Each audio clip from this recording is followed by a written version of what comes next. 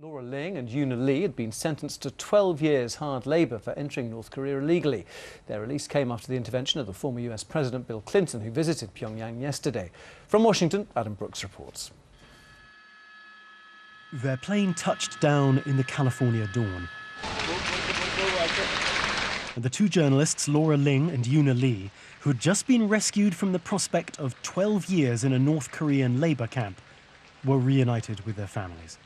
Little Hannah Lee, who's 4, hadn't seen her mother since the arrest on the Chinese-North Korean border in March.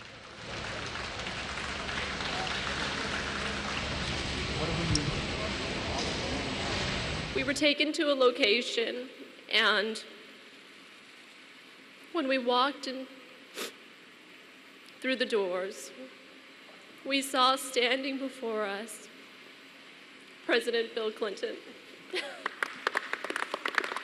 Their rescuer said nothing. But it took weeks of tense secret diplomacy to arrange Mr. Clinton's extraordinary mission. The reunion that we've all seen on television, I think, is a source of happiness not only for the families but for the entire country. Mr. Clinton, we now know, spent more than 3 hours with Kim Jong-il, the reclusive North Korean leader. North Korea says Mr. Clinton apologized for the journalists' conduct. The Americans deny it. So what did Mr. Clinton and Mr. Kim talk about for all that time? Was there any discussion of North Korea's nuclear weapons program and its missiles? And did Mr. Clinton try to reopen a discussion between America and this isolated, unpredictable country? The young Obama administration has been much preoccupied with North Korea. This year, the North Koreans have tested a nuclear weapon. They've lobbed missiles into the Sea of Japan. But now we seem to have a sudden and marked change in atmosphere. For North Korea, the benefits of this visit are clear. Mr. Kim, dogged by illness and political uncertainty, looks stronger and more in control of his country than he has done for a while.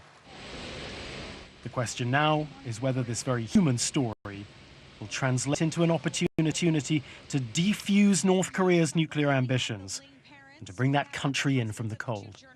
Adam Brooks, BBC News, Washington. Well, earlier I spoke to our correspondent Kim Hattas, who's at the US State Department, and asked her what else we know about the return of the journalists. Well, we're starting to get some more details, although the White House and the State Department are remaining somewhat tight-lipped. One of the interesting details is that it's the North Koreans themselves who requested that Bill Clinton come to rescue the two women.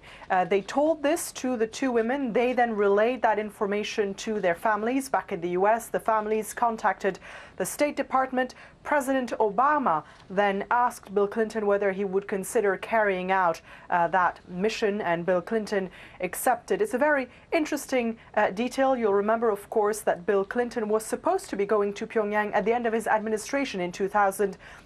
But that visit did not happen. Some other details that we have as well is that there was very close coordination with the White House and the State Department. Bill Clinton was briefed several times, including before his departure, by officials from both sides of the government.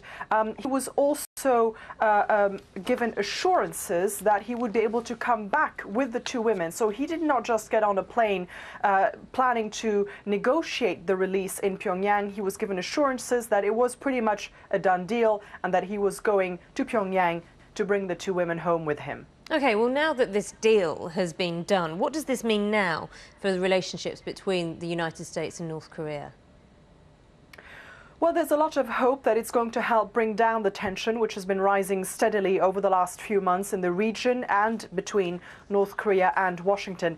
But remember that the White House is insisting that this is purely a humanitarian mission and that it considers this file to be very separate from any nuclear talks that need to be held with North Korea. Now, it might enable the North Koreans, it might give them a way to save face and come back to talks after all their rhetoric and very fiery statements that they've made over the last few months. But Washington insists that what North Korea needs to do is abide by its commitments to the international community, UN resolutions demanding that it denuclearize totally. What Bill Clinton is coming back with, though, is perhaps an assessment of the state of mind that the North Koreans are in. Are they actually willing to come back to the negotiating table? What sort of position is the leader in, Kim Jong-il. He's reported to be ailing and possibly preparing for a transition of power to his son. This is all very valuable information that Bill Clinton will no doubt present to the Obama administration, which will then enable them to decide how best to proceed. Kim Hattas there. 16 minutes past 8. Our main headlines this evening. A loan shark who charged interest rates of more than 2,000% has been sentenced to 5 years. John Keeley arranged loans for families in Manchester. In a separate case, a loan shark was given a suspended prison sentence after admitting a charge of harassment with intent to commit violence. Lloyds Banking Group made a loss of £4 billion for the 6 months to the end of June. It blamed the figure on mounting debts at HBOS, which it took over in January. And 2 American journalists who've just heard, who were freed from jail in North Korea, have been reunited with their families in the United States. Laura Ling and Yoona Lee were pardoned following a visit to Pyongyang by the former US President Bill Clinton. And in sport, Celtic went away in Europe for the first time in 6 years.